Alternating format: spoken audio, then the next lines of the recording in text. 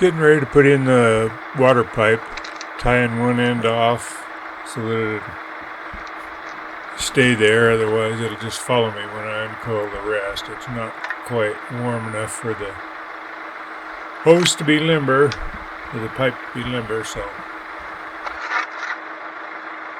putting rock in the hole where the frost-free faucet's going to go, so there's a little bit of a drain. We have nothing but solid clay, so it's hard for it to drain.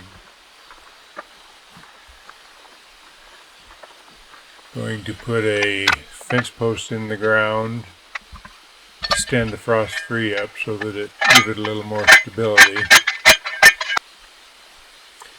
See the yellow tape there over at the top of the power line.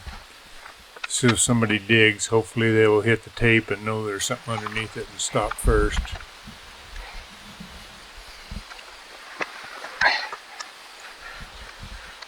I got the hose buried except right where it's going to hook up to the frost-free. Hopefully I got it cut off right. Heat the end a little bit so it'll be a little more pliable when I push it through the fitting on the frost-free. Then I've always put 2 hose clamps for a little extra insurance.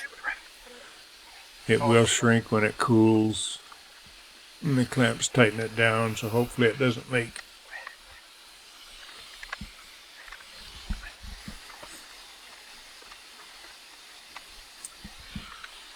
Have some barbless wire tying it up to the fence post with so that it'll stay there. And I take a piece of Typar or ground cloth to keep the dirt from going in and filling up the rocks. Filter cloth, I guess they call it.